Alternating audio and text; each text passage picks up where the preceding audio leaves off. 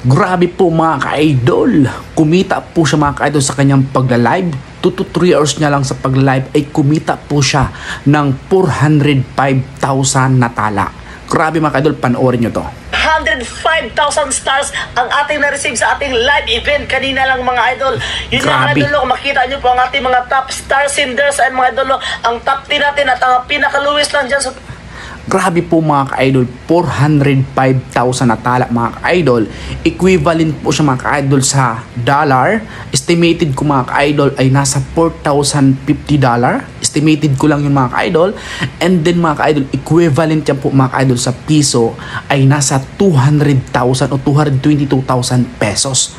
Imagine mga kalodi, sa loob lamang po ng 2 to 3 hours niyang pag-live sa kanyang Facebook account ay nakatanggap po siya ng 222,000 pesos. Pwedeng bumaba, pwedeng tumaas pa yon. Pero hindi na siya bababa mga ka-idol ng 200,000 kasi nasa 4,000 mga ka-idol eh.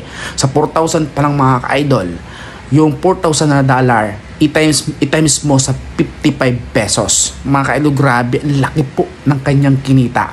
Mga ka-idol, kung kilala nyo po mga ka-idol si Bay Masoy Vlog, panoorin nyo. Ay 13,000 stars and mga idol, hanggang 25 po ang nilagay po ni Facebook na list na nakalagay dyan sa list, hanggang 25 lang po ang pwedeng makikita. At ako makita natin mga idol, ang pinaka-lowest po dyan sa top 25 stars senders ay 1,000 stars. So mga idol, umabot na.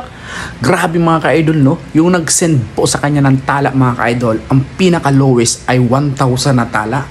Wow, sana all na lang talaga mga kalode. Alam nyo ba mga ka-idol na si Bay Masoy Vlog mga ka-idol, dati pong nanonood lang yan sa akin, pero ngayon grabe po mga ka-idol ang kanyang itinaas ng kanyang followers.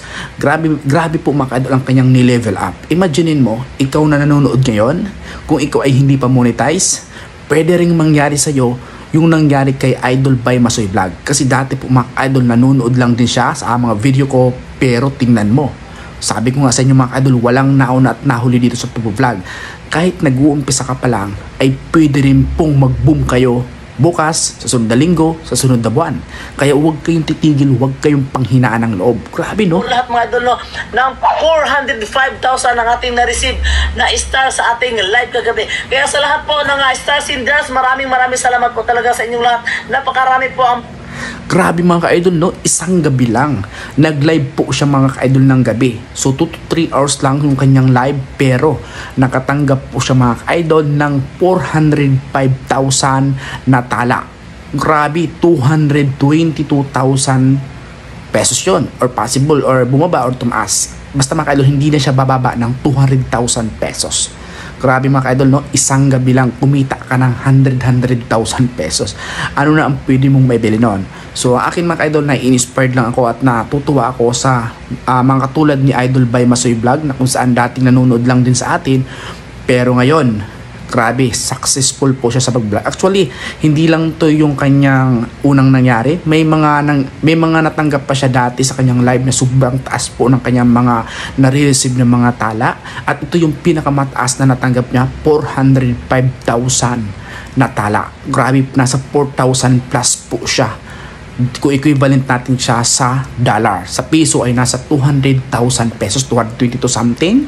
Grabe, no, ang laki po nun. Makakabili ka na nun ng ADV 160 o kaya NMAX, di ba? Cash na yun, makakash mo talaga. So grabe, ang laki po.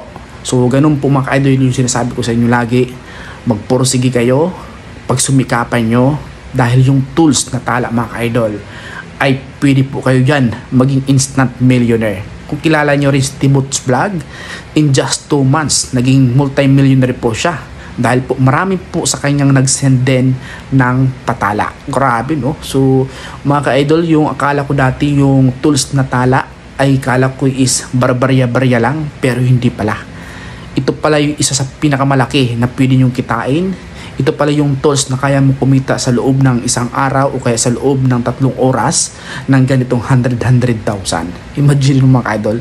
So ang sarap lang sa pakiramdam mga idol na yung dating sumusuporta sa'yo, dating nanonood sa'yo, ngayon po ay impact talaga yung mga pera na natatanggap niya dahil sa kanyang pag-vlog.